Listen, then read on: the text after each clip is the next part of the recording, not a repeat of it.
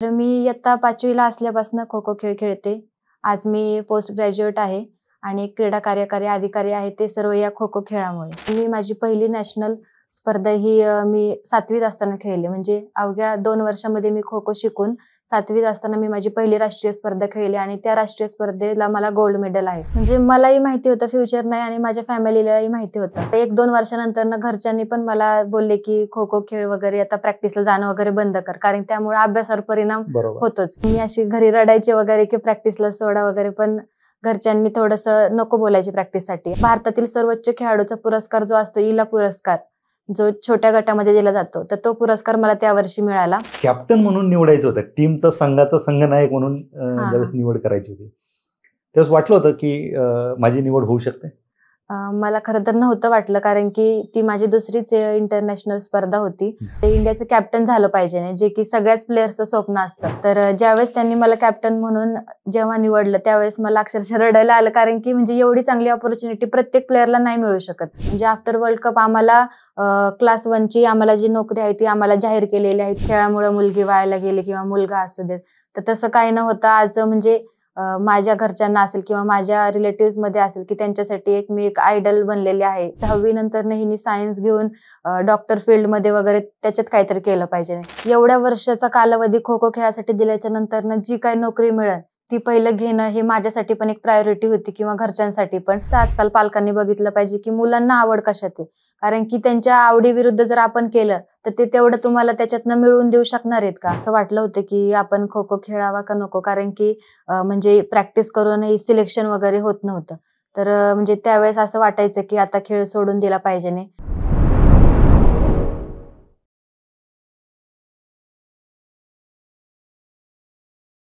नमस्कार, मी किरण निंबोरे, वास्तव कट्टेवरती आपल्या सर्वांचं स्वागत. नवदुर्गा महाराष्ट्राची ही जी काही दरवर्षी आपण सिरीज राबवतो, वास्तव कट्टा आणि आरंभ फाउंडेशन यांच्या संयुक्त विद्यमाने, या सिरीजमध्ये आज आपल्यासोबत एक विशेष गेस्ट आहेत. आपल्याला माहिती की जगातला पहिला खो खोचा वर्ल्ड कप 2025 मध्ये भरवला गेला आणि त्याचं जेतेपद भारताला मिळालं आणि आयोजक देखील भारतच होता. त्या संघाच्या कर्णधार प्रियंका इंगळे मॅडम आपल्यासोबत आहेत. मॅडम, आपलं वास्तव कट्ट्यावरती स्वागत. आणि आपल्याकडे खेळाडूंसाठी प्रतिष्ठेचा मानलेला शिवछत्रपती राज्य क्रीडा पुरस्कार 2022-23 मॅडमला दिलेला आहे. त्यांना आजपर्यंत वेगवेगळ्या स्पर्धांमध्ये 20 सुवर्ण, 3 रौप्य पदक आणि 2 कांस्य पदक देखील मिळाले, बरोबर ना? हो, बरोबर. आणि या सर्व गोष्टींमुळे राज्य सरकारने मॅडमला क्रीडा अधिकारी म्हणून क्रीडा कार्यकारी अधिकारी हे पद देखील दिलेलं आहे. मॅडम सध्या रुजू आहेत आणि त्यांची प्रॅक्टिस देखील चालू असते. या सगळ्या गोष्टी जाणून घेतल्याच्या नंतर आपल्याला माहिती आहे की आपल्याकडे क्रिकेट म्हटलं की सर्वांना सगळी माहिती असते, परंतु मॅडम दुर्भाग्य हे की भारतामध्ये पहिला वर्ल्ड कप झाला आणि त्याचं जेतेपद आपल्याकडं आणि त्या संघाच्या तुम्ही कॅप्टन. खरं तर तुमचं वास्तव कट्ट्यावरती खूप खूप स्वागत आणि तुमचं अभिनंदन की तुम्ही मानकरी ठरलात भारताला पहिला खो खो मधला वर्ल्ड कप आणून देण्यात. काय नक्की कशी सुरुवात केली होती या खेळाची? नमस्कार, मी प्रियंका हनुमंत इंगळे. तर आज वास्तव कट्टा या ठिकाणी तुम्ही मला बोलल त्याबद्दल पहिल्यांदा धन्यवाद.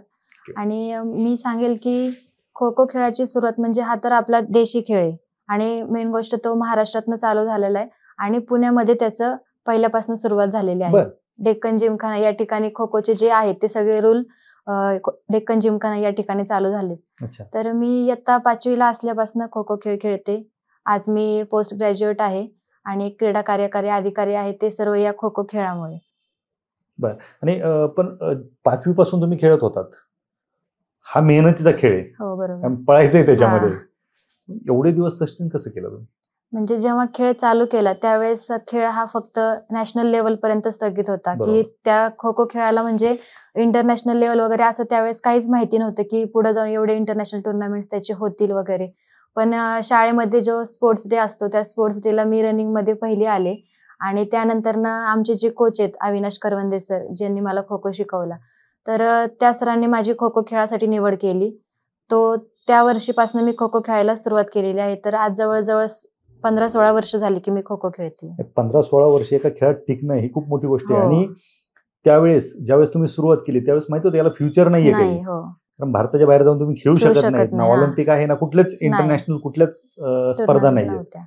तरीही तुम्ही तो गेम 15 वर्ष कंटिन्यू केला आणि आज भारताला तुम्ही जेतेपद मिळवून दिलं, की पहिला वर्ल्ड कप आणि तो वर्ल्ड कप भारतामध्ये हो. झाला आणि तो तुम्ही भारताला मिळवून दिला. हो. खरं तर ही एवढी अभिमानाची गोष्ट आहे की तुम्ही त्या संघाची जे कॅप्टन आहे ती महाराष्ट्रातली आहे. हम्म. हे आमचं भाग्य आहे. काय नक्की कशा पद्धतीने चालतो हा खेळ? म्हणजे आता जरा खो खो खेळामध्ये भरपूर बदल केलेले आहेत, जे की फक्त नॅशनल इंटरनॅशनल लेवलला असतात. पहिलं की जो 9 पाट्यांमधला 8 पाट्यांमधला खो खो होता, बरोबर. की ज्यामध्ये 9 प्लेयर खेळायचे. आता ते कमी करून 6 पाट्यांमध्ये केलेला आहे खो खो, जे अच्छा. की खो खो त्याच्याने आपला फास्ट दिसतो, की कारण कमी पाट्या असल्यामुळे खो खोची जे मुवमेंट्स वगैरे आहेत त्या फास्ट होतात. तर बरोबर. त्यामुळे आता थोडेसे चेंजेस केलेले आहेत खो खो खेळाच्या रूल्समध्ये वगैरे. तर 15 खेळाडू असतात पूर्ण. 15 मधले 9 जणांना खेळायला मिळतं आणि 9 जणांना एक अटॅक करायला मिळतो आणि जे आपली डिफेन्सची बाजू असते त्यामध्ये 3-3 अशा बॅचनी 3 बॅचला डिफेन्स करायला मिळतो. ओके. तर अशा पद्धतीने खो खो झालं. आणि मग आता तुम्हाला काय त्याचा परिणाम जाणवला? सुरुवातीला 9 प्लेयर घेऊन खेळायचे तुम्ही, 9 पाट्या, हा. 8 पाट्या हा. असायच्या, हो. 2 पाट्या कमी केल्या. हो. मग त्याचा काही परिणाम जाणवला खेळात? हा परिणाम जाणवतो, कारण की आपल्याला तेवढी सवय नसती. म्हणजे आपण क्विकली लगेचच तो डिसिजन घेऊन तेवढ्या ह्याच्यात ऍडजस्ट होता येत नाही. त्यासाठीच आमचे असे नॅशनल लेवलला किंवा इंटरनॅशनल लेवलला कॅम्प घेतले जातात, जे की त्या कॅम्पमध्ये आम्हाला त्या ग्राउंड बद्दलची पूर्ण प्रॅक्टिस करून घेतली जाते आमच्याकडनं. ओके. आणि हे जे तुम्हाला पुरस्कार मिळाले, तुम्हाला जवळपास 20 गोल्ड मेडल आहेत तुमच्याकडे. हो. हे कधी आणि कुठे कसे मिळाले?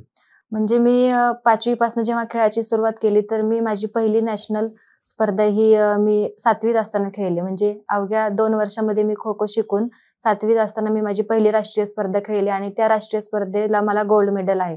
आणि त्यानंतर मी सलग प्रत्येक वर्षी एक राष्ट्रीय स्पर्धा खेळत राहिले, किंवा कधी कधी एका वर्षामध्ये 2 राष्ट्रीय स्पर्धा होतात. तर तसे डबल मेडल्स मिळत असं आज जवळजवळ माझ्याकडं टोटल 25 आहेत, त्याच्यामध्ये 20 गोल्ड मेडल आहेत. तर अशा पद्धतीने चाललं सगळं व्यवस्थित. बरोबर. मग हा जो खेळ तुम्ही खेळत होता, ठीक आहे, तुम्हाला प्रोत्साहन मिळत होतं, तुम्ही चांगले खेळाडू आहात, तुम्हाला मेडल मिळत होते. हा. त्याचं काही फ्युचर नाही हे तुम्हाला माहिती होतं, की भविष्यात खूप काही आपण जास्त याच्यामध्ये करू शकतो? म्हणजे मलाही माहिती होतं फ्युचर नाही आणि माझ्या फॅमिलीलाही माहिती होतं. पण ज्या वर्षी मी खेळ चालू केला, तर त्यानंतर एक वर्षभर घरचे काही बोलले नाही, कारण की त्यांना माहिती होतं की याच्यातनं काही फ्युचर नाहीये. पण मलाच एक नाद आहे खेळायचा वगैरे, म्हणून मला घरच्यांनी परमिशन दिली. पण 1-2 वर्षानंतर घरच्यांनी पण मला बोलले की खो खो खेळ वगैरे आता प्रॅक्टिसला जाणं वगैरे बंद कर, कारण त्यामुळे अभ्यासावर परिणाम बरोबर. होतोच. कारण की मग त्यांना असं वाटायचं की जी मुलगी आतापर्यंत पर्सेंटेज चांगले घेते किंवा फर्स्ट क्लासमध्ये पास होती, ते पुढे जाऊन परत त्यांना नको असं वाटायला की खेळामुळे मार्क्स कमी पडले. तर त्यांनी मला अडवलं प्रॅक्टिसला जाण्यापासून. मी अशी घरी रडायचे वगैरे की प्रॅक्टिसला सोडा वगैरे, पण घरच्यांनी थोडंसं नको बोलायचे प्रॅक्टिससाठी. आणि मग इयत्ता 8वीला असताना मी दुसरी राष्ट्रीय स्पर्धा खेळले, अंडर 14 गटाची. तर त्या कर्नाटक या ठिकाणी झाल्या होत्या आणि त्या स्पर्धेमध्ये मला महाराष्ट्राला तर गोल्ड मेडल मिळालं. पण मला जो एक भारतातील सर्वोच्च खेळाडूचा पुरस्कार जो असतो, इला पुरस्कार, जो छोट्या गटामध्ये दिला जातो, तर तो पुरस्कार मला त्या वर्षी मिळाला. आणि त्या वर्षी नंतर मग आमचे जे कोच आहेत ते पण बोलले घरच्यांना की तुम्ही तिला खेळू द्यात, प्रॅक्टिस करू द्यात, कारण की तिच्याकडे तेवढी कॅपॅसिटी आहे किंवा कॅलिबर आहे की ती पुढे जाऊन तेवढं तुम्हाला काहीतरी चांगलंच करून दाखवलं. म्हणजे त्यावेळेस सरांनी जे स्वप्न बघितलं होतं त्याचं आज म्हणजे घरच्यांनाही खूप चांगलं वाटतं. आणि त्यानंतर मग घरच्यांनी मला जरा सपोर्ट केला. तर आजपर्यंत घरच्यांनी परत नंतर कधीच बोलले नाहीत की प्रॅक्टिस वगैरे करू नको किंवा असं कर तसं कर, म्हणजे नेहमी सपोर्ट केला नंतर. क्या बात आहे. मग हे सगळं सुरू असताना ज्यावेळेस वर्ल्ड कप झाला आता, याची कधी माहिती कळली होती की वर्ल्ड कप होणार आहे आणि आपल्याला संधी मिळू शकते? एक म्हणजे नॅशनलची स्पर्धा झाली, जी 2024 मध्ये दिल्ली या ठिकाणी राष्ट्रीय स्पर्धा झाली होती. त्यानंतर आम्हाला कळलं की खो खोचा पहिला वर्ल्ड कप होणार आहे आणि त्या वर्ल्ड कपसाठी प्रत्येक राज्यातील चांगले खेळाडू जे बेस्ट आहेत त्यांना पाठवणार होते त्या कॅम्पमध्ये. आणि मग 60 प्लेयर्सचा आमचा 9 डिसेंबर पासून आमचा कॅम्प लागला. 9 डिसेंबर 2024 तो आमचा 9 जानेवारी 2025 असा 1 महिन्याचा पूर्ण कॅम्प झाला. त्या कॅम्पमध्ये 60 प्लेयर्स असल्यामुळे त्यांना पण मग ते नंतर कमी कमी करत त्यांनी शेवटी 30 प्लेयर्स ठेवले. आणि 30 प्लेयर्सच्या वेळेस इथे सिलेक्शन कमिटी आली सिलेक्शन कमिटीने नंतरनं आम्हाला परत खेळायला वगैरे लावणे किंवा असे जे काही त्यांच्या सिलेक्शनच्या ज्या प्रोसेस आहेत त्या प्रोसेस सगळ्या आम्हाला त्यांनी करायला लावल्या. त्यांनी आमची मॅच वगैरे घेतली टीम्स पाडून आणि मग त्यानंतरनं त्यांनी 10 डिसेंबर रोजी आमची टीम सिलेक्ट केली. 10 जानेवारी 2025 रोजी त्यांची आमची टीम सिलेक्ट केली, जो की वर्ल्ड कप 13 जानेवारी ते 19 जानेवारी होणार होता. एवढ्या कमी कालावधीमध्ये तुम्हाला तयारी करायची होती वर्ल्ड कपची? हो, म्हणजे तशी आमची तयारी त्यांनी महिनाभर आधी सगळ्या प्लेयर्सची करून घेतली होती. शेवटी ज्याचा परफॉर्मन्स ते चांगला असेल त्या प्लेयर्सला मग ते वर्ल्ड कप खेळण्यासाठी चान्स दिला. किती संघ होते, किती देश सहभागी झाले? त्या वर्ल्ड कप मध्ये पूर्ण 23 देश सहभागी झाले होते, ज्यामध्ये मुलींचे 19 संघ होते आणि मुलांचे 20. म्हणजे आपण म्हणतो ना की समजा अर्जेंटिनाचा समजा मुलींचा संघ आलाय तर तो मुलांचा नव्हता आलाय, तर असे टोटल 23 संघ आले होते त्या स्पर्धेत. ओके, सगळ्यात टफ संघ कुठला होता तुमच्या पाहण्यात? सगळ्यात टफ संघ म्हणजे नेपाळच होता, कारण की 2023 मध्ये पण मी एक इंटरनॅशनल टुर्नामेंट खेळले होते, एशियन चॅम्पियनशिप, जे किती पण आपल्या भारतातच झाली होती, आसाम या ठिकाणी. त्या स्पर्धेत सुद्धा आम्हाला नेपाळ संघच हा प्रतिस्पर्धी म्हणून फायनलला आलेला होता आणि आम्हाला वर्ल्ड कपच्या वेळेस पण माहिती होतं की नेपाळ संघच येईल, कारण की त्या लोकांनी पण चांगली तयारी केलेली होती. त्यांनी पण असे प्रतिस्पर्धी टीमचे जे व्हिडिओज वगैरे आपण बघतो तशी त्यांनी बघून पण तयारी केलेली होती आणि आम्हाला म्हणजे पक्क माहितीच होतं की नेपाळ संघच फायनलसाठी आम्हाला येईल. फायनलला तुम्हाला नेपाळच होता शेवटी. कशी झाली फायनल? 78-40 असा हा सामना झाला, म्हणजे तेवढ्या फरकाने सामना झाला. टफ संघ असूनही हो, म्हणजे भरपूर पॉइंट्स वगैरे आम्हाला पण घेता आले. त्यांनी पण खूप प्रयत्न केले आम्हाला हरवायचे, पण हा मूळचा आपला खेळ असल्यामुळे किंवा आपल्या पूर्ण इंडियाच्या टीम मध्ये सगळे टॉपचे प्लेयर होते, त्याच्यामुळं त्यांना आपल्याला हरवणं सोपं गेलं. तर म्हणजे पहिल्या एका हाफ इनिंग नंतर ना जरा आम्हाला वाटत होतं की समोरची टीम जड चालली, पण आमचे जे कोचेस वगैरे होते, इंडियाचे जे सगळे कोचेस होते, त्यांनी आम्हाला जे स्ट्रॅटेजी वगैरे आधी सांगितली होती त्या स्ट्रॅटेजी प्रमाणे आम्ही सेकंड हाफला खेळलो आणि मग म्हणजे आपण विन झालो. किती मिनिटाचा गेम असतो? 7 मिनिटाचा. 7 मिनिटाच्या 4 हे असतात, 4 म्हणजे 2 इनिंग असतात, 4 टर्न असतात. ओके, 7-7 मिनिटाचे. 7-7 मिनिटाचे. मग आता ज्यावेळेस वर्ल्ड कपच्या फायनल पर्यंत तुम्ही गेलात, मग मध्ये किती चेन मोठी होती, किती गेम खेळला होता तुम्ही? कुठे? वर्ल्ड कप मध्येच. अच्छा, म्हणजे पूर्ण दिवस का?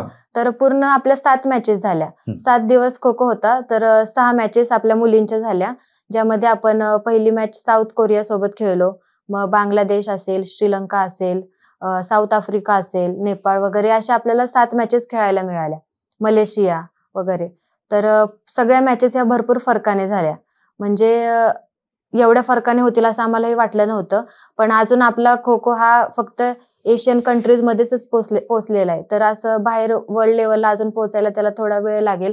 पण आज पहिल्यांदाच वर्ल्ड कप झाला, पण आम्हाला वाटलंही नव्हतं की एवढ्या टीम्स पार्टिसिपेट करतील, पण 23 देशांनी एवढं पार्टिसिपेट केलं, हे आपल्या खो खो खेळासाठी खूप मोठं चांगलं ग्लॅमर म्हणजे आता सध्या आलेलं आहे. बरोबर, तर ते थोडंसं बाजूला ठेवू. जस्ट कॅप्टन म्हणून निवडायचं होतं, टीमचा संघाचा संघनायक म्हणून ज्यावेळेस निवड करायची होती, त्यावेळेस वाटलं होतं की माझी निवड होऊ शकते? मला खरं तर नव्हतं वाटलं, कारण की ती माझी दुसरीच इंटरनॅशनल स्पर्धा होती. मला म्हणजे असं वाटायचं की आपण कधीतरी इंडियाला एक म्हणजे इंडियाचं कॅप्टन झालं पाहिजे, जे की सगळ्याच प्लेयर्सचं स्वप्न असतं. तर मला नव्हतं माहिती की मला कॅप्टन म्हणून म्हणजे एक तिथं हे करतील. तर ज्यावेळेस त्यांनी मला कॅप्टन म्हणून जेव्हा निवडलं त्यावेळेस मला अक्षरशः रडायला आलं, कारण की म्हणजे एवढी चांगली ऑपॉर्च्युनिटी प्रत्येक प्लेयरला नाही मिळू शकत, पण आज ती आपल्याला मिळाली. तर त्यावेळेसच मला वाटलं की आज ही एक माझी जबाबदारी की मी माझ्या पूर्ण बाकीच्या 14 प्लेयर्सला घेऊन आज आपल्या इंडियाला गोल्ड मेडल मिळवून दिलं पाहिजे. तर ती एक माझ्याकडे खूप मोठी रिस्पॉन्सिबिलिटी होती. तर खरंच म्हणजे नाही, बर्डन नाही आलं, कारण की याआधी मी आपल्या महाराष्ट्र राज्याचं पण प्रतिनिधित्व केलेलं आहे, त्याच्यामुळे बर्डन असं नाही, पण ऍज अ सिनियर प्लेअर म्हणून बाकी सगळ्यांना ऍडजस्ट करून खेळवणे, तर ही एक माझी जबाबदारी होती. ओके, मग ऍडजस्ट होत होतं सगळं, कारण प्लेयर जास्त होते, 15 जणांचा संघ तुमचा, त्यांना सगळ्यांना हँडल करणं, त्यांचे विचार जुळवून घेणं, सगळ्यांना एकत्र बांधून ठेवणं. याआधी पण आमचे असे बरेचसे इंडियाचे कॅम्प झालेले आहेत की त्या मुली म्हणजे आपल्याच होत्या, कारण की कॅम्पमध्ये आम्ही सगळे एकत्र खेळल्यामुळे आम्हाला प्रत्येकीचा गेम कोणाचा काय म्हणजे विकनेस आहे किंवा काय स्ट्रॉंग पॉईंट आहे हे सगळं माहिती होतं. त्या पद्धतीने आमचे जे कोचेस होते त्यांनी आम्हाला सगळ्यांना खेळवलं आणि म्हणजे असं मुलींच्यात म्हणतो ना जरा रुसवे फुगवे असतात, तर त्या पद्धतीचं नाही काही इंडियाच्या टीममध्ये, कारण की सगळे मॅच्युअर होते. याच्या आधी खेळलेले होते टुर्नामेंट, टेस्ट सिरीज असतील किंवा एशियन चॅम्पियनशिप, साऊथ एशियन वगैरे अशा बऱ्याचशा 2015-16 पासून भरपूर इंटरनॅशनल टुर्नामेंट बघायला मिळाल्यात खो-खोच्या. क्या बात आहे. म्हणजे मागचा अनुभव कामाला आला. हो. नक्कीच. ज्यावेळेस स्पर्धा होणार हे कळलं, हां. संघ फायनल झाला, तुम्ही कॅप्टन झाला, असं वाटलं होतं की आपण फायनल जाऊ शकतो फायनलला? म्हणजे आमच्याकडनं तशी आधी तयारी करूनच घेतली होती, की सिलेक्ट कोणी हो, प्रत्येक प्लेयर्सला ती स्ट्रॅटेजी माहितीच पाहिजे आणि की त्यांना म्हणजे फायनलला जर आपला नेपाळ हा संघ आला तर त्यांच्याबद्दल काय करायचं, किंवा आधी आम्ही 2023ला जे एशियन खेळलो त्यामध्ये जे एशियन कंट्रीचे जे संघ आले होते, श्रीलंका, बांगलादेश वगैरे, हेही चांगले खेळतात. तर त्यांच्या म्हणजे प्रत्येक टीमबद्दल स्ट्रॅटेजी बनलेलीच होती, की त्या मॅचच्या आधी ते आम्हाला फक्त तेवढं ते रिवाइज करणार आणि म्हणजे त्या पद्धतीने आम्ही खेळ करायचो तिथे. अच्छा. तर ह्या सगळ्या गोष्टींसाठी प्रॅक्टिस पण करावं लागत असेल. हो. म्हणजे ज्यावेळेस टुर्नामेंट असतील तुमचा तो भाग वेगळा, हो. पण रेग्युलर प्रॅक्टिस चालायची? हा, रेग्युलर प्रॅक्टिस आता मी इथे आळंदी रोडला राजमाता जिजाऊ क्रीडा मंडळ म्हणून माझ्या क्लबचं नाव आहे. त्या ठिकाणी आम्ही प्रॅक्टिस करतो आळंदी रोडला.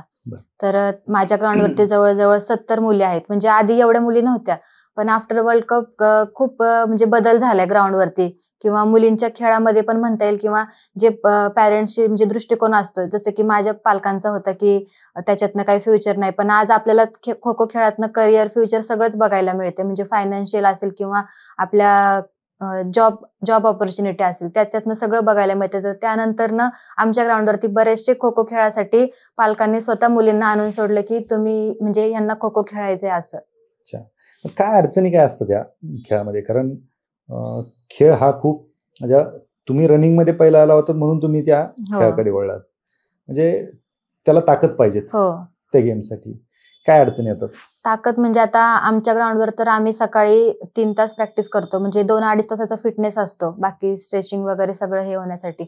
आणि संध्याकाळी पण एक 2.5-3 तासाची ग्राउंड प्रॅक्टिस असते. ग्राउंड प्रॅक्टिसमध्ये खो खो खेळाच्या रिलेटेड जे स्किल आहेत ते स्किल करणे. आता आम्हाला तर सगळे स्किल माहिती आहेत, पण आपले जे खालच्या ज्या मुली आहेत की त्यांना पण त्या लेवलला आणणे हे आपलं काम आहे. कारण की आज आपण एक जण जिंकलोय, पण आपण अजून बाकी सगळ्यांना सुद्धा त्या स्टेजला घेऊन जाऊ शकतो. त्या पद्धतीने आपण सर्वांनी प्रयत्न करावेत असं आमच्या इथे असतं. म्हणजे आम्ही लहान मुलींना पण त्याच पद्धतीने शिक्षण देतो खो खो खेळाचे.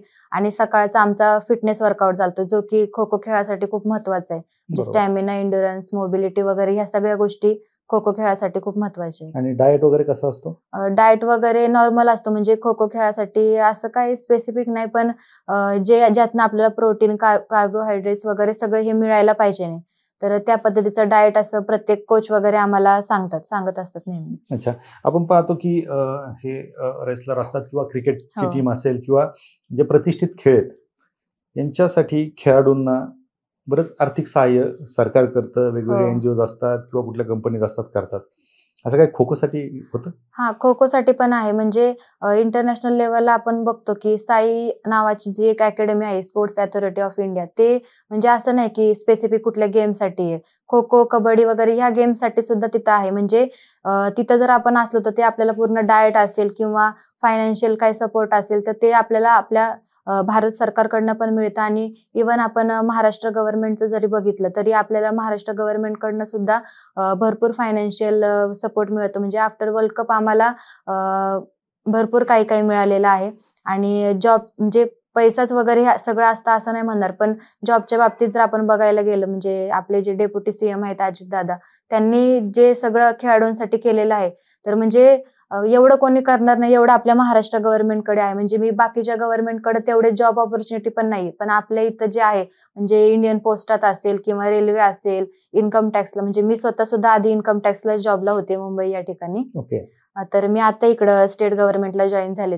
तर आता जवळजवळ 32 खेळाडू खो खो या खेळायचे बरं का, फक्त मी बाकीचे अजून मोजलेले नाहीत, पण खो खो या खेळायचे जे 32 खेळाडू लागलेले आहेत, तर म्हणजे महाराष्ट्र खो खो असोसिएशनची जी आमची टीम आहे सरांची वगैरे, म्हणजे त्यामध्ये डॉक्टर चंद्रजित जाधव सर असतील, गोविंद शर्मा सर असतील, सचिन गोडबोले सर, म्हणजे यांच्यामुळे आज या 32 खेळाडूंना जे त्यांचं करिअर मिळालेलं आहे, जे जे की ते फ्युचरमध्ये त्यांना आता कसलंच टेन्शन राहिलं नाही. आपण फक्त खेळायचं आणि जॉब वगैरे. कारण की एखाद्या प्लेयर्सला काय वाटतं की आपल्याला त्याच्यातनं फक्त आपलं करिअर सेट झालं पाहिजे नाही, म्हणजे नुसतं खेळत राहणे हा हा म्हणजे ऑप्शन वाटतच नाही खेळाडूंना, म्हणजे त्याच्यातनं काहीतरी आपलं करिअर घडलं पाहिजे नाही. अशा पद्धतीने जे आमचे महाराष्ट्र खो खो असोसिएशनची टीम आहे सरांची, त्यांच्यामुळे आज खो खो खेळाडूंना खूप म्हणजे चांगले दिवस बघायला मिळालेले आहेत. हे जे 32 खेळाडू तुम्ही सांगत होता, 32 खेळाडूमध्ये किती लोकांना नोकरी मिळाली? 32 खेळाडू म्हणजे वेगवेगळ्या, ते नॅशनल गेम्स असतील किंवा काही समजा एशियन खेळलेले असतील किंवा काही वर्ल्ड कप खेळलेले असतील, तर ते हे सगळे असे मिळून 32 खेळाडू स्टेट गव्हर्नमेंटला आपल्या स्पोर्ट्स डिपार्टमेंटला लागलेले आहेत, जे की आता वेगवेगळ्या जिल्ह्यामध्ये कार्यरत आहेत. Okay. काही क्लास 4 ला आहेत, काही क्लास 2 ला आहेत, काही क्लास 1 ला. म्हणजे आफ्टर वर्ल्ड कप आम्हाला क्लास 1 ची आम्हाला जी नोकरी आहे ती आम्हाला जाहीर केलेली आहे. त्याची आता प्रोसेस चालूच आहे की अच्छा. पुढच्या वर्षीपर्यंत. आता जे आम्ही क्लास 2 ला आहे स्पोर्ट्स एक्झिक्युटिव्ह ऑफिसर, तर ते आता पुढच्या 1-1.5 वर्षामध्ये आम्हाला क्लास 1 ची सुद्धा नोकरी मिळेल. क्या बात आहे. मग ही जी तुम्हाला आता करंट नोकरी जी आहे क्लास 2 ची, ती कुठल्या बेसवरती मिळाली? ते मी 2023 ला जे मी तुम्हाला बोलले एशियन चॅम्पियनशिप आसाम या ठिकाणी खेळले, ती पण एक इंटरनॅशनल टुर्नामेंट आहे. कारण ते पूर्ण एशियन ह्याच्यातले ते जे कंट्रीज येतात आणि त्या ठिकाणी ती जी टुर्नामेंट भरवली जाते, तर त्या सर्टिफिकेटच्या बेसवरती आम्हाला 2023च्या सर्टिफिकेटवरती आम्हाला मागच्या वर्षी आम्हाला आम्ही तिथे झालेलो आहे. क्या बात आहे. म्हणजे आता तुम्हाला वर्ल्ड कपच्या बेसवरती परत आम्ही क्लास 1. क्या बात आहे. म्हणजे शेवटी खेळाने आयुष्य घडतं. हो. जे लोक म्हणतात खेळाने बिघडतं, तर तसं नाही, पण खेळामुळे भरपूर जणांचं सगळं चांगलं झालेलं आहे. कारण की काही आपण म्हणतो की खेळामुळे पालक वगैरे असेल किंवा पॅरेंट जे रिलेटिव्ह वगैरे आहेत ते म्हणतात की खेळामुळे मुलगी वायाला गेली किंवा मुलगा असू देत, तर तसं काही न होता आज म्हणजे माझ्या घरच्यांना असेल किंवा माझ्या रिलेटिव्ह मध्ये असेल की त्यांच्यासाठी मी एक आयडल बनलेले आहे, म्हणजे बाकीच्या सगळ्याच लोकांसाठी. पण ज्यावेळेस सुरुवातीला तुम्ही खेळायचात त्यावेळेस सगळ्यांचा सपोर्ट होता? त्यावेळेस नव्हता सगळ्यांचा सपोर्ट. म्हणजे माझे मामा वगैरे, तर त्यांना तर म्हणजे मी म्हणजे अकॅडमिक मध्ये पण होते बऱ्यापैकी चांगले, म्हणजे त्यांचं असं स्वप्न होतं की 10वी नंतर नेहमी सायन्स घेऊन डॉक्टर फील्ड मध्ये वगैरे त्याच्यात काहीतरी केलं पाहिजे. पण मी माझंच ऍडमिशन घ्यायला गेले आणि मी कॉमर्स तिकडे चूज करून आले. घरच्यांना सांगितलं पण नाही. घरचे आलं थोडेसे ओरडले होते, पण नंतर ना ते जे माझी इम्प्रुव्हमेंट खो खो खेळातली बघत गेले, तर त्याच्यामुळं नंतर ना काय बोलले नाहीत अजून, म्हणजे सगळं व्यवस्थित झालंय असं त्यांना आता वाटतं. अच्छा. आता ज्या वेळेस वर्ल्ड कप जिंकला किंवा इतर इंटरनॅशनल गेम खेळल्या, त्याच्यामधलं यश पाहिलं किंवा सुरुवातीला क्लास 3 ची नोकरी, नंतर आता क्लास 2 आणि आता क्लास 1 येते, हे सगळं पाहून काय रिॲक्शन असतात घरच्यांची? म्हणजे पहिल्यांदा, कारण की एवढ्या वर्षाचा कालावधी खो खो खेळासाठी दिल्याच्या नंतर जी काही नोकरी मिळेल ती पहिलं घेणं हे माझ्यासाठी पण एक प्रायोरिटी होती किंवा घरच्यांसाठी पण. म्हणून मी मागच्या वर्षी जुलै महिन्यामध्ये इन्कम टॅक्स मुंबई या ठिकाणी मी जॉईन केलं होतं. त्यानंतर 2 ते 3 महिन्यातच आमचं म्हणजे गणपतीच्या पिरियडमध्येच आमचं हे क्लास 2चं जे आहे ते आम्हाला GR आला की तुम्हाला असं म्हणजे अपॉइंट करण्यात आलेलं आहे. तर त्यानंतर ना म्हणजे तिकडचं मी नोकरी सोडण्याचा विचार करत होते. मग तिकडची नोकरी मी वर्ल्ड कप नंतर ना आता मी तिकडं हे केलं, रिझाईन केलं आणि त्यानंतर मी आता बालेवाडीत जॉईन केले. कारण की मुंबईसारख्या ठिकाणी परत जाऊन येऊन एवढं होत नाही तिकडं. मग हे जवळच्या जवळ बालेवाडीमध्ये, आणि ते पण आपल्या आवडत्या खातं असलं, कारण की आता मी पण एक स्पोर्ट्स पर्सन आहे, तर स्पोर्ट्स डिपार्टमेंटलाच जॉईन झाल्याच्या नंतर ना जे आपल्याला खेळाने दिले तर ते आपण इतरांना पण दिलं पाहिजे. त्यासाठी काम करायला म्हणजे आपल्या आवडीचंच काम असणार आहे. बरोबर. पण मग आता हे खेळ आणि काम, प्रॅक्टिस तर करावंच लागणार ना, प्रॅक्टिस मध्ये राहावंच लागेल. या दोन्हीला टाइम मिळतो? म्हणजे आता महाराष्ट्र शासनाचे ना असे 2 विकल्प आहेत की ज्यामध्ये एका विकल्पामध्ये असं आहे की ज्यांना आपण जॉईन केल्याच्या नंतर ना पुढचे 5 वर्ष खेळू शकतो. म्हणजे नोकरीला जायची गरज नाही, जॉबच्या ठिकाणी जायची गरज नाही, आणि 5 वर्ष तुम्ही खेळू शकता. 5 वर्षातल्या आपल्या इच्छेनुसार की आपण 2 वर्ष खेळू, 3 वर्ष, म्हणजे जेवढं आपण चांगलं खेळू तेवढ्या लेवल पर्यंत खेळणे. आणि विकल्प 2 मध्ये असे की आपण लगेचच जॉईन करू शकतो. आता जे रिसेंटली चांगले खेळतात ते किंवा ज्यांना अजून खो खो खेळायचं आहे ते तो विकल्प एक निवडू शकतात. म्हणजे असं हे जो GR आहे महाराष्ट्र शासनाचा, तो म्हणजे सर्वच खेळांसाठी त्यांना उपयुक्त आहे. कारण की आता आपल्याला नोकरी भेटली तर आपल्याला लगेच जॉईन व्हायचं आणि मग जी आपली इच्छा अजून राहिलेली असते खेळण्यासाठीची किंवा पुढे जे आपल्याला अजून चांगले टुर्नामेंट खेळायचे आहे, तर त्यासाठी हे विकल्प म्हणजे त्यांनी चांगलं केलेलं आहे. तर मी विकल्प एक निवडलाय की मी फक्त आता जॉईन करून ठेवले, तर मी सध्या प्रॅक्टिसच करते सकाळ संध्याकाळ. अच्छा. हो. बरं, ज्यावेळेस वर्ल्ड कप जिंकला त्यावेळेस कसं स्वागत वगैरे झालं जसं क्रिकेट टीमचं होतं? हो, झालं. म्हणजे आम्ही जेव्हा दिल्लीवरनं परत एअरपोर्टला आलो, म्हणजे दिल्लीमध्येच पहिल्यांदा आम्ही जे आपल्या स्टेट गव्हर्नमेंटच्या सेंट्रलचे स्पोर्ट्स मिनिस्टर आहेत मनसुख मांडवियाजी, त्यांनी आम्हाला त्यांच्या घरी बोलवलं होतं. जे स्पोर्ट्स ऑफिसर आहेत त्यांनी आमचं त्यांच्या इथे स्वागत केलं. नंतर रक्षा खडसे आहेत, त्यांनी पण आम्हाला भेट दिली तिथे दिल्ली या ठिकाणी आमच्या हॉटेलवरतीच आल्या होत्या त्या. तर असं तिकडं पण आमचं भरपूर स्वागत झालं. पण आपण म्हणतो ना आपल्या घरी किंवा आपल्या लोकांच्यात जो जल्लोष व्हायला पाहिजे, तर महाराष्ट्र खो खो असोसिएशनचे सगळे पदाधिकारी, परत फॅमिली वगैरे किंवा ग्राउंडचे सगळे जे प्लेयर्स होते किंवा सर वगैरे आमचे इथे ते एअरपोर्टवरतीच आले होते. पूर्ण ढोल वगैरे वाजवत आमचं तिथनं घरापर्यंत स्वागत झालेलं होतं. क्या बात म्हणजे आहे. खूप छान म्हणजे वाटलं त्यावेळेस. स्वागत ह्या खेळाचं पण होतं. हो. कारण बरेच खेळ आपण असं पाहतो की क्रिकेट नंतर बाकीच्या खेळांना दुय्यम समजलं हो. जातं महाराष्ट्रामध्ये किंवा आपल्या देशामध्ये. देशामध्ये त्यांचं तेवढं स्वागत होत नाही आणि तुम्ही पहिला वर्ल्ड कप देशासाठी आणला, तेवढं स्वागत होणं गरजेचं आहे, हो. ज्याच्यामुळे कमीत कमी इतर खेळाडूंना प्रोत्साहन मिळेल. हो. लोकांना तो खेळ कळेल आणि नवीन स्टुडंट किंवा नवीन तरुण त्याच्यामध्ये येऊ शकतात. म्हणजे आमचं खूप छान मिरवणूक त्यांनी केली. नंतरनं माझ्या घराच्या जवळ गेल्यावर सुद्धा घरच्यांनी सुद्धा पूर्ण 1-2 किलोमीटरच्या अलीकडनंच त्यांची मिरवणूक वगैरे खरंच खूप छान वाटलं. कारण की पहिल्यांदाच असं काहीतरी आमच्या आयुष्यामध्ये येऊन घडलं होतं आणि हे सगळं खेळामुळे आपल्याला आज बघायला मिळतंय. नाहीतर म्हणजे असं नाही म्हणत की मी अभ्यासामुळे सगळं हे होतं, पण आज खेळल्यामुळे किंवा खेळायला एवढा आपण टाइम दिला, एवढं वर्ष दिले, तर त्या खेळामुळे आज आपल्याला भरपूर काही बघायला मिळतंय. अर्थात पालकांनी खरं तर हे लक्षात घेणं गरजेचं आहे. बऱ्याच मुलांना खेळायचं असतं, मुलींना खेळायचं असतं, त्यांच्या आवडीच्या गेम त्यांना पुढे घेऊन जायचं असतात. परंतु पालकांचं प्रेशर असतं, कारण त्यांना त्यांच्या मुलीला एक तर डॉक्टर नाही इंजिनियर बनवायचं असतं. त्यांची स्वप्न तिथपर्यंतच सीमित असतात. पण त्या मुलीचं स्वप्न काय आहे, तिची आवड काय आहे, हेच आजकाल पालकांनी बघितलं पाहिजे की मुलांना आवड कशात आहे. कारण की त्यांच्या आवडीविरुद्ध जर आपण केलं तर ते तेवढं तुम्हाला त्याच्यातनं मिळवून देऊ शकणार आहेत का? असं होतच नाही ना. आता समजा एखाद्या मुलीला खो खो खेळात आवड आहे किंवा कबड्डी खेळात आवड आहे, तर त्यांना करून दिलं पाहिजे. कारण अकॅडमिक तर सोबत ठेवणं गरजेचं आहे. कारण त्याशिवाय आपण पुढच्या ह्याच्यामध्ये परत खेळू शकत नाही, पुढच्या एज ग्रुपमध्ये. तर म्हणजे अभ्यासाबरोबर एक खेळाचं पण वातावरण घरच्यांनी पण पोरांना दिलं पाहिजे नाही, जेणेकरून ते स्वतः पण तेवढे फिट राहतील आणि म्हणजे तेवढा त्यांचं माइंड पण शार्प राहतं. म्हणजे कुठल्याही खेळामुळे जर आपण तिथे तेवढे एफर्ट्स लावले तर असं त्याच्यामुळं म्हणजे त्यांचं आपण म्हणतो ना तर खूप हे होतं. बरोबर. पण आज खेळाकडे जर पाहिलं तर मोबाईल हातात आले आणि मोबाईलवरतीच गेम खेळण्यात तरुणाई व्यस्त आहे. काय सांगा? तर खरं तर हे टाळलं गेलं पाहिजे पोरांनी. कारण की आज म्हणजे खरं तर सर्वच मुलांनी खूप मॅच्युअर झालं पाहिजे आणि की आपण मोबाईलवरची किंवा ऑनलाईन गेम खेळण्यापेक्षा मैदानात जाऊन थोडं जर आपण कष्ट केलं तर ते आपल्या स्वतःच्या हेल्थसाठी पण चांगले आणि आपल्याला त्याच्यातनं काही चांगलं पण पुढे बघायला मिळू शकतं. जे की आज लहान मुलं पण म्हणजे पालक पण काय करतात की मुलांना लहान वयातच मोबाईल दिले ना, म्हणजे त्यांना मग त्या गोष्टीची सवय लागून राहते. मग ते कंटिन्यू त्याच्यावरतीच आणि आजकाल मुलांचा अभ्यास पण खरं तर मोबाईलवरतीच आलेला आहे. त्याच्यामुळे मुलं मोबाईलवर अभ्यास नाही करत, खरं तर गेम वगैरेच खेळतात. बरोबर. आणि आई वडिलांना कामामुळे लक्ष नाही देता येत. बरोबर. काय म्हणजे काय अडचणी असतात या खेळामध्ये?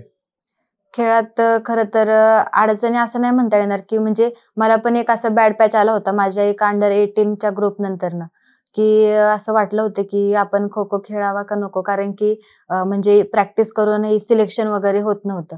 तर म्हणजे त्यावेळेस असं वाटायचं की आता खेळ सोडून दिला पाहिजे नाही.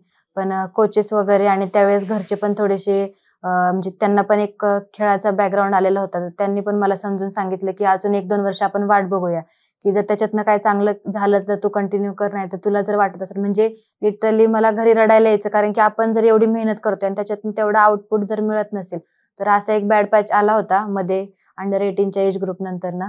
पण नंतरनं जेव्हा मी माझी पहिली सिनियर नॅशनल खेळले, मी फर्स्ट इयरला असताना, तर त्यानंतर मी आज सलग 6 राष्ट्रीय स्पर्धा खेळले सिनियरच्या.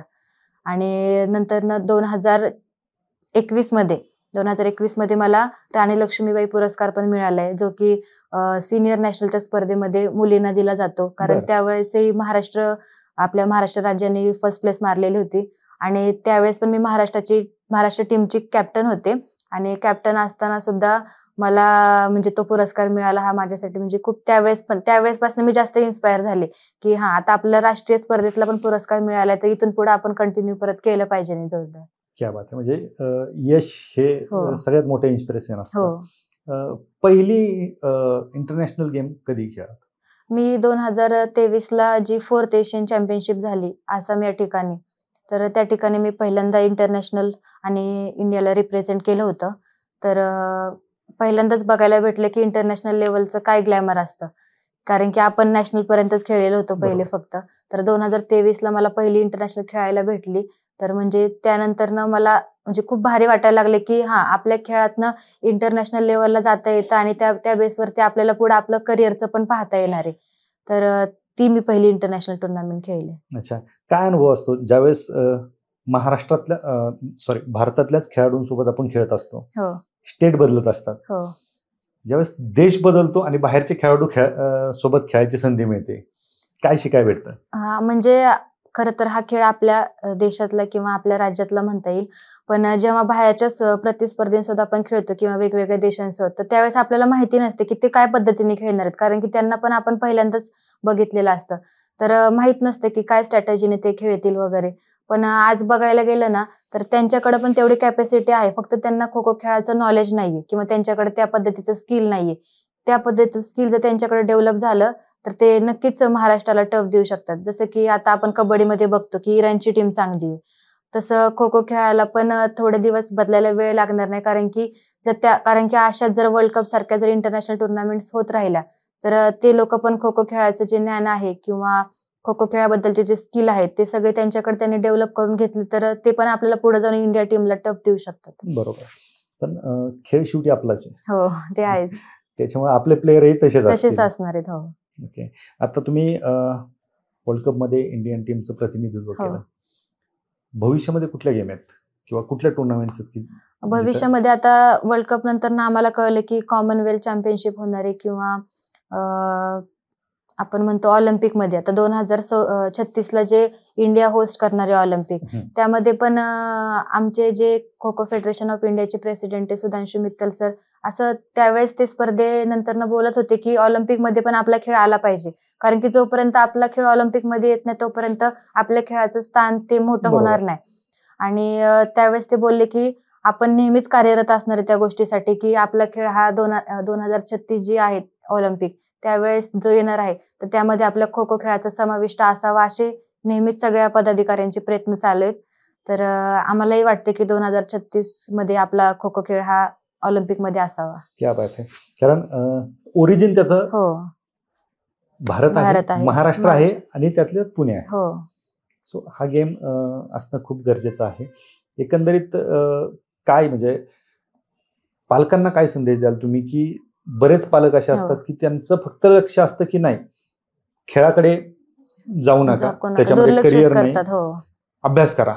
अभ्यास तर अर्थात केला पाहिजे. नाही. तुम्ही काय सांगाल? मी एवढंच सांगेन की खेळ कुठलाही असू द्या, तुम्ही त्यांना मोकळीक द्या. अभ्यास तर ते करणारच आहेत कारण की बरोबर. अकॅडमिक शिवाय आजकाल तर पर्याय कुठला राहिलेलाच नाहीये.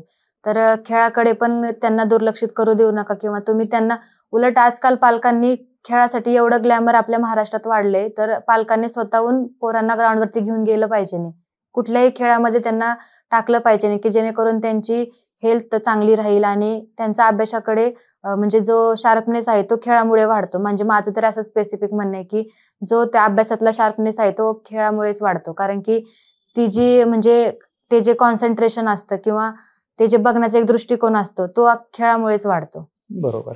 या खेळामध्ये पूर्वी मातीचे ग्राउंड होते. हो, आता हे मातीच्याच ग्राउंडवरती होतं का मॅटवरती? मॅटवरती. कारण की पहिल्यांदाच माझे सिनियर नॅशनलला मी पहिल्यांदाच मॅटवरती खेळले. पहिली सिनियर नॅशनल खेळले. त्याच्या आधीपर्यंत बऱ्यापैकी मातीवरतीच खेळलेले होते. कारण की मॅट आणि माती ह्याच्यामध्ये खूप फरक आहे. काय फरक असतो? मातीमध्ये आपण नॉर्मली खेळू शकतो. मातीमध्ये थोडी कमी एनर्जी लागते असं म्हणलं तरी काय हरकत नाही, पण मॅटवरती डबल एनर्जीने खेळायला लागतं, कारण की मॅट म्हणजे खालचा हार्ड सरफेस आहे. मातीमध्ये कसे आपले पाय पटपट उचलले जातात, तसं मॅटवरती नाही. आणि मॅटवरती इंजुरीज होण्याचं पण प्रमाण जास्त आहे, कारण की मातीमध्ये आपण स्लाइड होऊ शकतो घसरल्याच्या नंतर, बरोबर. तसं मॅटवरती पाय डायरेक्ट ब्लॉक होतो. त्याच्यामुळे इंजुरीज वगैरे पण भरपूर वाढल्या, ते लिगामेंट इंजुरी असतील, अँकल इंजुरी, तर अशा भरपूर इंजुरीज मॅटमुळे वाढलेल्या आहे. पण आपल्या खेळाला जर एक चांगलं ग्लॅमर येण्यासाठी जर प्रयत्न करायचे असतील तर मॅटवरतीच खेळणं जास्त चांगलं आहे, कारण की आपण बाहेर बघतो की सगळ्यांनाच मातीवरती खेळायची सवय नसते, तर मॅटवरती त्यांना खेळल्यावरती जरा चांगलं वाटतं आणि त्यांना आपल्याला पण त्या मॅटची सवय राहिली पाहिजे नाही, जेणेकरून आता आपण म्हणतोय ऑलिम्पिकचे आपण स्वप्न बघतोय, तर हे येणाऱ्या भविष्यात आपल्याला मॅटवरतीच खेळायला लागणार आहे. बरोबर. अर्थात खेळ मातीवरती आहे की मॅटवरती, कुस्ती पण मातीतून मॅटवरती आलेली आहे. हो, जसं जसं स्टँडर्ड वाढेल तसं हो, ते ते वाढणारच आहे. बदल होणारच आहे, त्यानुसार ते बदल झालेही पाहिजे. झालेही पाहिजेत आणि हो. ते गरजेचं आहे.